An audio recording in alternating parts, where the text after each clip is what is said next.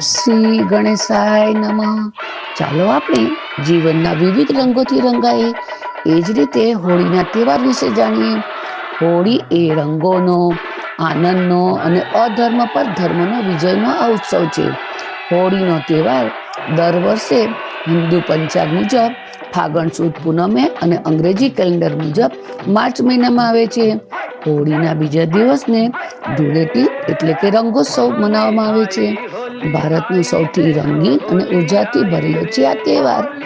હોળીના 8 દિવસ પહેલા હોળાષ્ટક બેસે છે. જેમાં કોઈ પણ શુભ કાર્ય કરવામાં આવતા નથી, જેવા કે લગ્ન કે ગૃહ પ્રવેશ જેવા. હોળી પાછળ એક પૌરાણિક કથા રહેલી છે. કથા એવી છે કે ભક્ત પ્રહલાદ અને તેના પિતા હિરણ્યકશ્યપની વાર્તા સાથે જોડાયેલી છે. રાજા હિરણ્યકશ્યપે કઠોર તપ કરીને બ્રહ્માજી પાસે વરદાન માંગ્યું કે તેને કોઈ મનુષ્ય કે પ્રાણી, દિવસ કે રાત, અંદર કે બહાર કોઈ શસ્ત્રોથી મારી શકશે નહીં.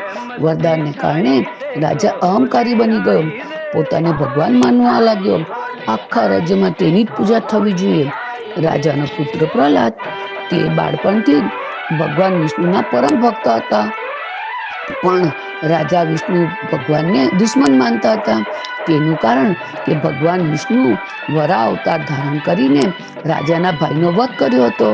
જ્યારે રાજાને ખબર પડી ને કે તેનો પુત્ર પ્રહલાદ ભગવાન વિષ્ણુ ને જે રાજા પોતાના શત્રુ માનતો હતો ને તેના જપ કરે છે, ત્યારે રાજા ક્રોધિત થયા. રાજાએ પ્રહલાદને સમજાવ્યો, ડરાવ્યો, ધમકાવ્યો, છતાં પણ પ્રહલાદ વિષ્ણુ ભગવાનની ભક્તિમાં અટલ રહ્યા. તેની ભક્તિની પૂજા કરતા રહ્યા. અંતે રાજાની બેન હોલિકા, જેની પાસે અગ્નિથી ન બળવાનું વરદાન હતું. આગ એને અડે નહીં, આગમાં એ બળે નહીં. એણે પ્રહલાદને ખોળામાં બેસાડીને જીવતો સળગાવવાનો પ્રયત્ન કર્યો. છેવટે ભગવાન વિષ્ણુની ભક્તિ એમની કૃપાથી પ્રહલાદ બચી જાય છે અને હોલિકા બળી જાય છે. છેવટે ભગવાન વિષ્ણુએ નરસિંહનો અવતાર ધારણ કરીને રાજા હિરણ્યકશ્યપનો વધ કર્યો. આમ અન્યાયનું દહન અને ન્યાય પર વિજય થાય છે. હોળી સાથે કામદેવની બી એક પૌરાણિક કથા જોડાયેલી છે.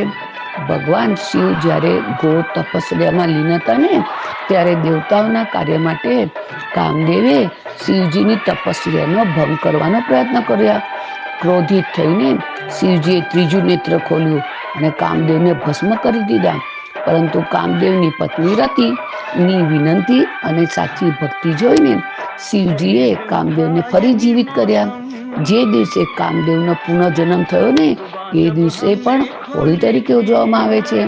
આમ આ પ્રસંગો ફાગણ સુદ પૂનમે થયા હતા. હોળીના બીજા દિવસને લોકો ધૂળેટી કે રંગોત્સવ કે રંગપંચમી કહે છે. પહેલા હોળીની પવિત્ર રાખને એકબીજા પર લગાવીને ઉજવણી કરતા હતા.